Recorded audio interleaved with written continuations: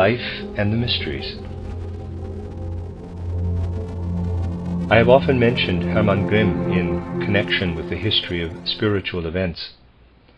I would like to associate with the subject before us today a very distinctive, I might say instinctive remark he made about the necessary course of human mentality at the present time, though he was unable to transform this instinctive feeling into knowledge.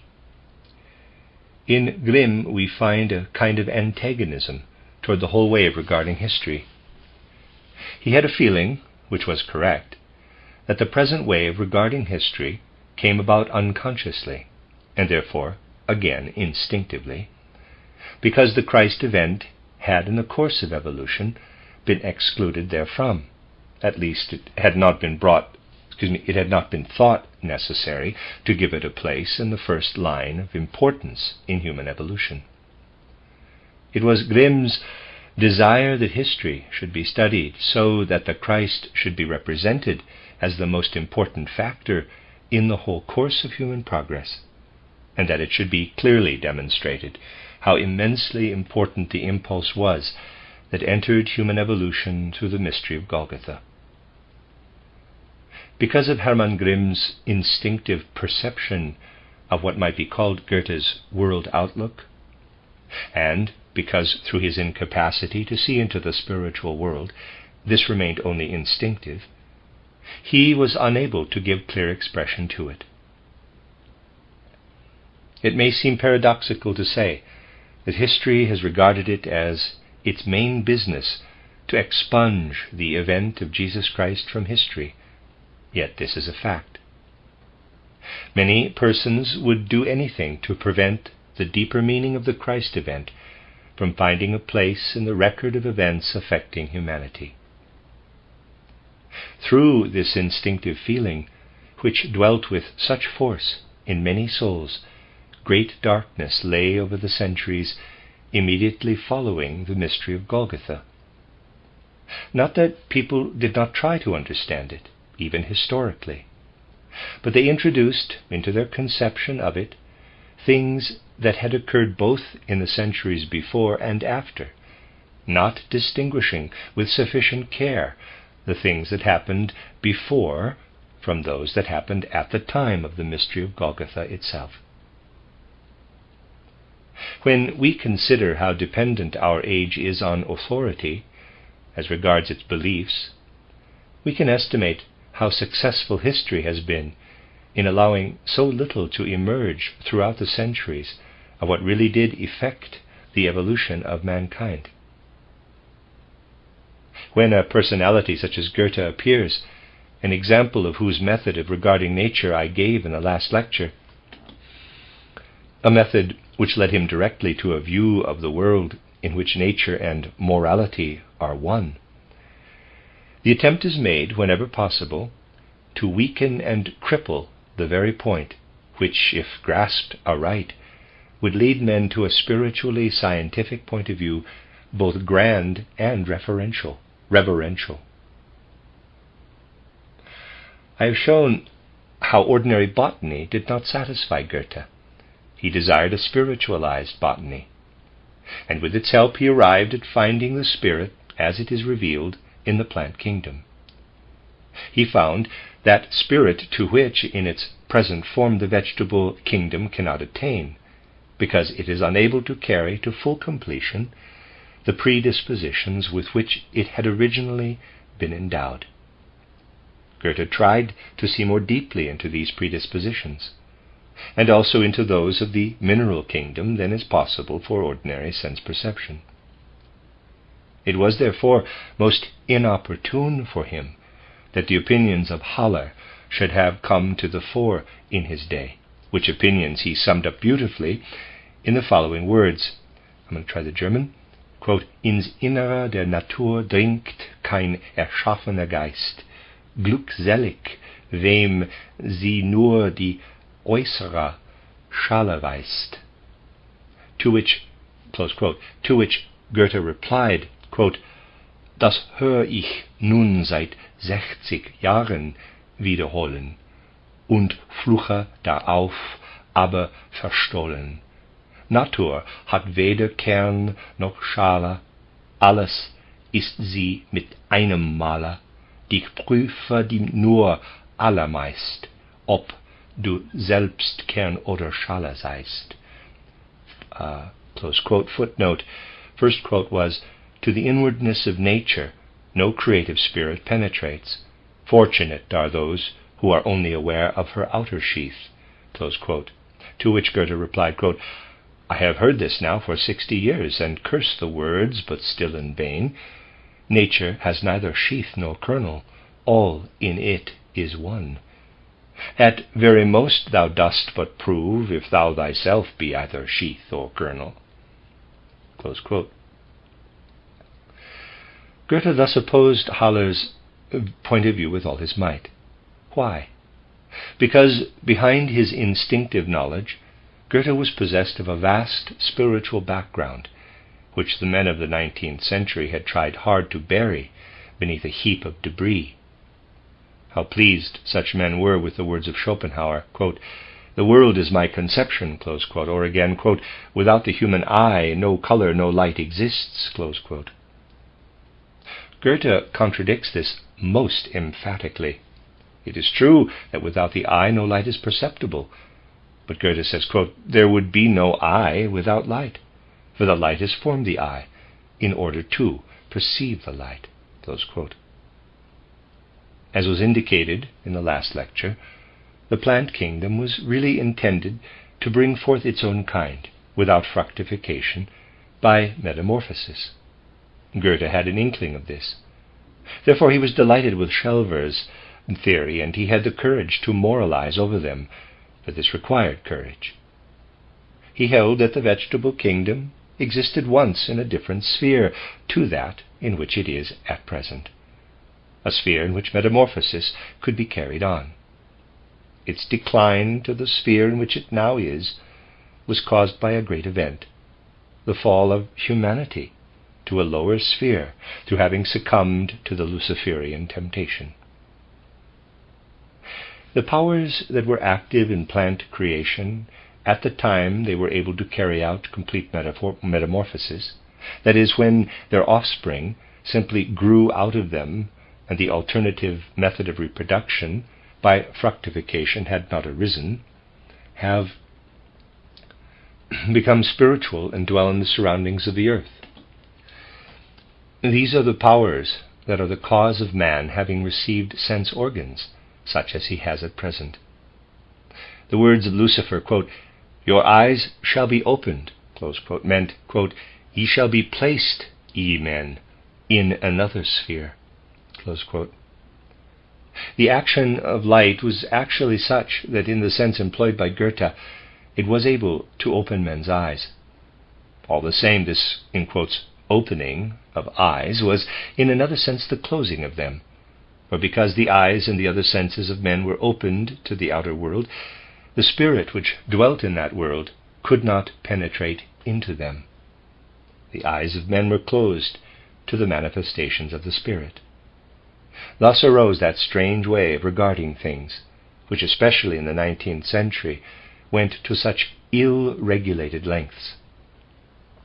The extraordinary, I might say, sinister teaching arose that man can behold only that which surrounds him in the external world, a teaching that in the field of natural science is simply harmful, but in the field of art, if it takes hold of the artist and he does not struggle against it, kills his artistic fancy. The strange secret governing our human evolution is this, that when a man turns from an outlook such as Goethe's and accepts Haller's, he can regard history before the mystery of Golgotha, so that he overlooks the true significance of that event. And he can also regard history after the mystery of Golgotha, so that he again misses its true significance. This may at first sound paradoxical, nevertheless it is true. It is true that when one holds the opposite view to that of Goethe, and considers the course of history from that viewpoint, pre-Christian times and events at the beginning of our era are seen at most as events, but the whole force, the mighty impulse of the mystery of Golgotha is missed. Into such a view of history most certainly no creative spirit enters. Such people do not notice that while history unfolds its regular course up to the time to which I refer, something then intervenes, showing that a decisive turning point has been reached, the greatest turning point indeed within the whole human evolution. Again, if we turn to post-Christian history, we find how this also is influenced by the after-effects of this great turning point. Hence, an instinctive feeling arose of the need to conjure away Goethe's point of view from modern thought. People are sometimes trapped by such instinctive desires. I lay no moral blame on anyone, for the answer is simple. Such people mean well. We have but to remember the words Shakespeare puts in the mouth of Antonius, quote, "They are all honorable men," close quote. Granted, this is not, however, a case of a man holding this or that opinion. What really matters is what comes of them and what influence they have on human evolution. In this connection, it is well to call attention to the fact that behind the words of the Baptist, quote, "Repent, change the attitude of your minds," close quote, lies something extraordinarily profound. This cry is not only connected with what spiritual science can deduce from the course of human evolution, but also with what can be observed historically, if people do but desire to make Goethe's point of view a living reality. It then becomes a great impulse toward Christianity and leads directly to spiritual science. I may perhaps best make clear to you the things that really concern human evolution if I remind you of some of the things connected with the mysteries in pre-Christian times. On other occasions I have indicated what was attempted in these mysteries, and refer to them in my book titled Christianity as Mystical Fact, where I quote what Plato says about them. It is true that we can today refer with a smile of understanding to such sayings of his as, quote, "Those who are initiated into the mysteries participate in eternal life. Others are as if cut off," close quote, incomplete, in parentheses. In this book I drew attention to the words of Plato with purpose, for they show in all seriousness what he had to say of the mysteries.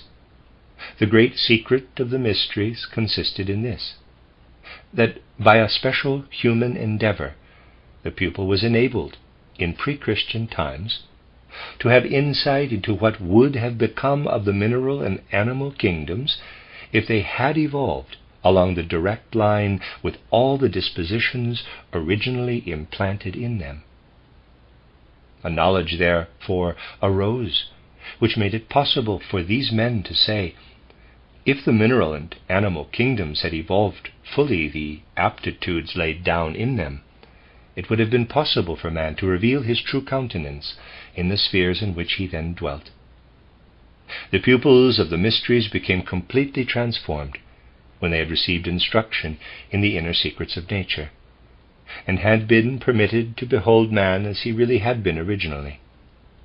They then realized that conditions found at present in the kingdom of warm-blooded animals, in woody or bark-bearing trees, and in the kingdom of man, do not reveal their origin.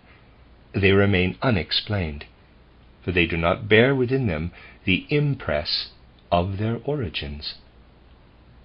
Thus, while plants and minerals do not fulfill the aim of their existence, men and animals do not disclose their origins. In pre-Christian times, it was very necessary that certain men should be initiated, and herein we perceive the true mission of the mysteries. In earliest times, knowledge was atavistic. It was only later, when this atavistic knowledge withdrew, that it became necessary for certain individuals to receive initiation into the secrets of nature, that is, of the animal and vegetable kingdoms, so that man should be known as he truly is. It is equally important in our day to refer again and again to man's origin, to teach him about himself from the other side, so that he may once more reveal his origin, once more feel himself to be a part of all existence.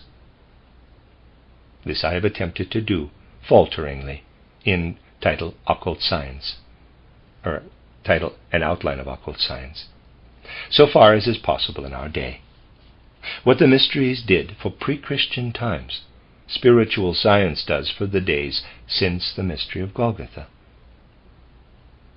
It is only when we realize how this act has really divided history in two parts that we gradually rise to a point where a true observation of it can be made. The mystery teachers and guides of olden times knew well why training was necessary for those seeking initiation, and why, up to a certain date, it was strictly insisted on that only those who had gone through this training could be initiated. This was especially the case in ancient Greece. The object of this training was that the secrets to be imparted should be received into the man's life in the right way. It was considered just as impossible to impart the secrets of the mysteries to those who were not worthy of them, as it was for Jesus Christ to communicate to the scribes and Pharisees the mysteries of the kingdom of God. He could only do this to those who were his pupils. No blame can be ascribed to the leaders of the mysteries that, about the time when the mystery of Golgotha was drawing nigh, these were no longer what they had been. It was not their fault that they had come to an end. It was imperial Rome which most unjustifiably dragged forth the mysteries from the sphere of secrecy. A time came when the leaders could no longer withstand the commands of the Caesars. The fact that spiritual life was violated by the Roman emperors is clearly reflected in every event of that time. A man like the Baptist saw the approach of this in every particular, for those who have the will to see can see what is approaching. What such men see they express in words which, though often ambiguous, are true in every respect. The words of the Baptist, quote, "Change your hearts, the kingdom of heaven is at hand," close quote, might be rendered as follows, quote, "Behold, that which was contained in the ancient mysteries and which brought salvation to mankind is here no longer. It has been seized forcibly by imperial Rome, which has spread its pinions also over the spirit of the Jewish people you see around you. Change your thoughts, therefore. Seek salvation no longer in what comes from Rome, but seek it in the things that are not of this earth.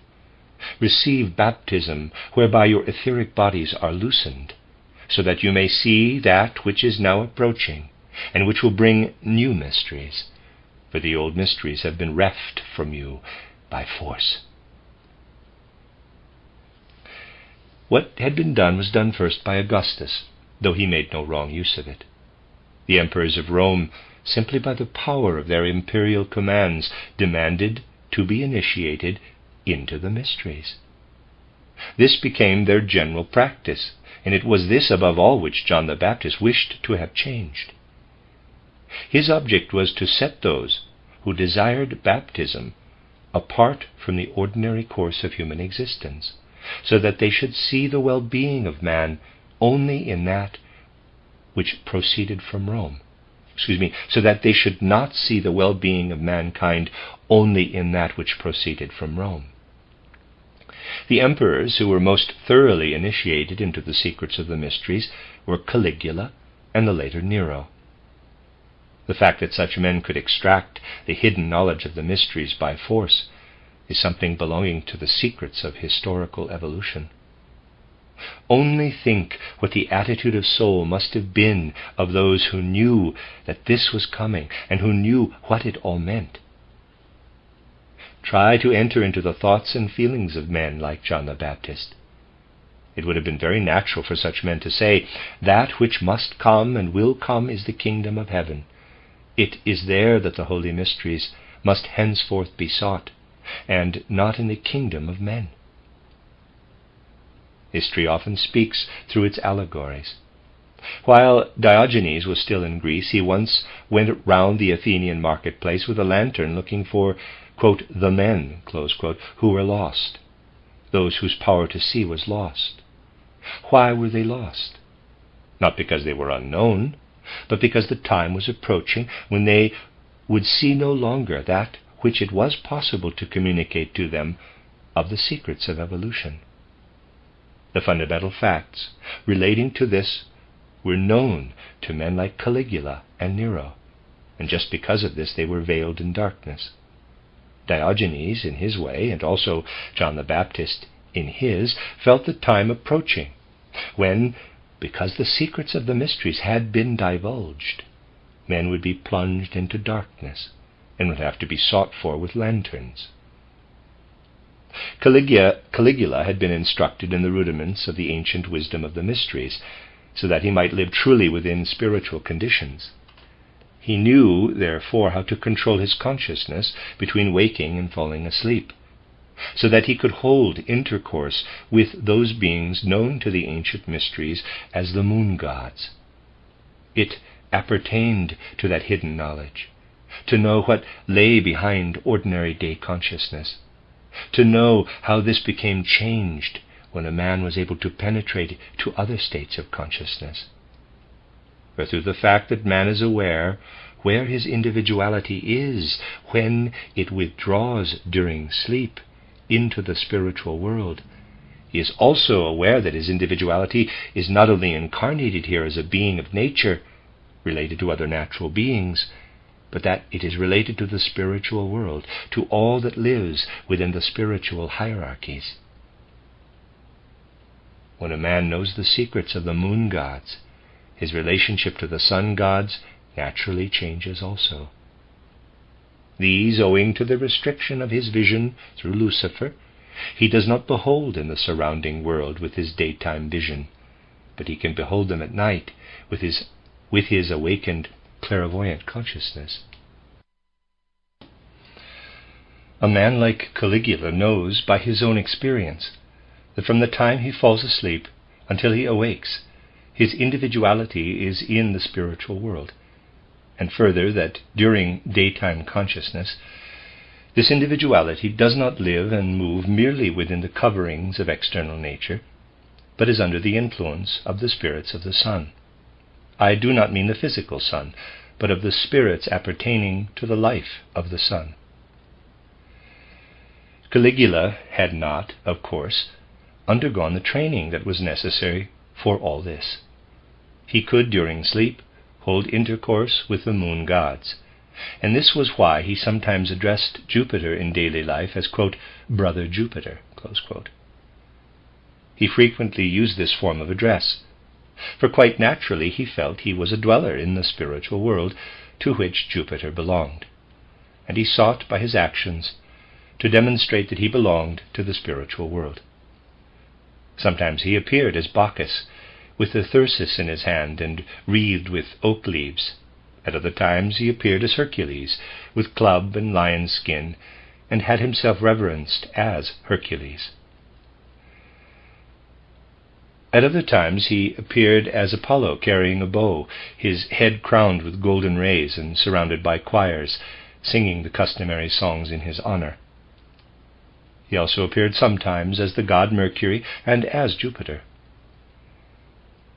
On one occasion, a poet who was considered to have knowledge of such matters was commanded to decide which was the greater, Caligula or Jupiter, and a statue of Jupiter was placed beside Caligula for this purpose.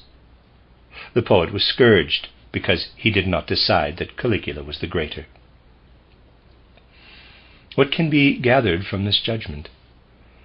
It is instructive to associate with it the words uttered by Lucifer at the temptation in the wilderness. Quote, Your eyes, senses, shall be opened, and ye shall be as gods, close quote, to which may be added, quote, You shall distinguish good and evil, close quote.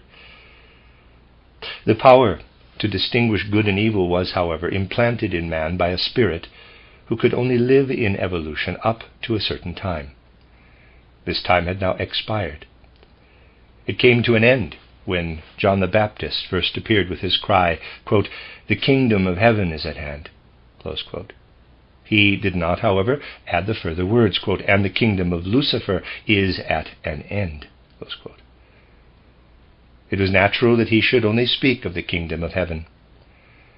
In many of the judgments of Caligula, it was easily seen that the power to distinguish right from wrong no longer existed. Only when a judicial error had been made, and owing to the confusion between guilt and innocence, an innocent man had been condemned to death, Caligula said, quote, "It matters not, for the innocent man was as guilty as the others," close quote. And when Petronius lay under sentence of death, he said, quote, "Those who have condemned him might just as well be condemned themselves, for they are equally guilty," close quote. From this you can see that the power to distinguish good from evil had not continued into the time of which we are speaking. Nero was a similar type of initiate to Caligula. At bottom he was a psychoanalyst, but on a grand scale, for he condemned the saying that everything that arose in man was the result of the way in which sex affected him, a teaching that commonplace psychoanalysts have accepted in our day. Professor Freud is not Nero, however, by any means, not that he is devoid of soul, but of all greatness of soul. What John the Baptist knew was known also to Nero. Nero knew, and herein lies the difference between him and Caligula. Nero knew, because of his initiation into the mysteries, that there was a close connection between the present state of the mysteries and that of man. He knew that the true impulse of the contents of the mysteries had to a great extent become uncertain, that they were losing power. It was not John the Baptist alone who said that the old world order was come to an end, though it was he who added the further words, quote, "Change your thoughts. The kingdom of heaven is at hand," close quote. Nero knew also that the kingdom of the old had come to an end, that a vast break had occurred in evolution. Added to this knowledge, he had his demoniac consciousness. He had his demoniac consciousness. All the devilish things belonging to an unworthy initiate are to be found in him. He could foresee the destruction of the world, just as the Baptist did, just as Jesus Christ did.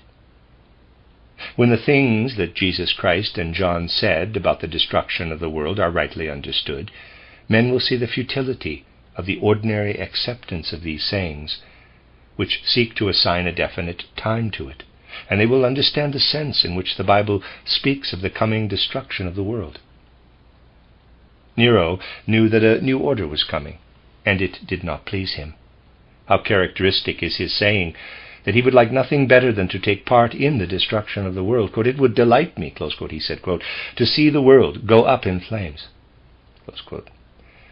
This desire to see the world go up in flames was a special delusion of his, and from it sprang the act, which may be doubted historically, but which all the same is true, that he caused Rome to be set on fire, because in his delusion he pictured the conflagration spreading so far that the whole world would be consumed.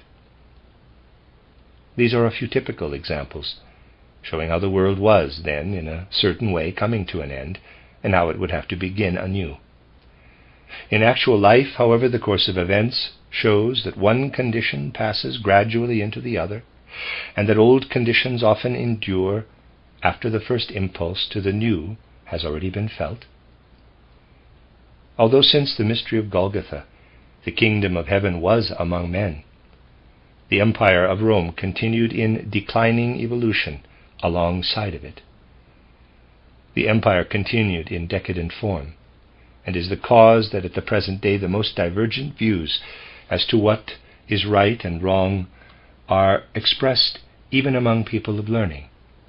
It continues even among us today and permeates growing Christianity with the spirit of imperial Rome. Were we to investigate further along these lines, some very remarkable facts would come to light. In the first place, we would find that all the ideas of law and justice which arose later point back to the justice of Rome, that the Roman sense of rights, which according to Christ are anti-Christian, have permeated everything. Many things would have to be mentioned if we were to review all the instances in which Roman imperialism endures to this day.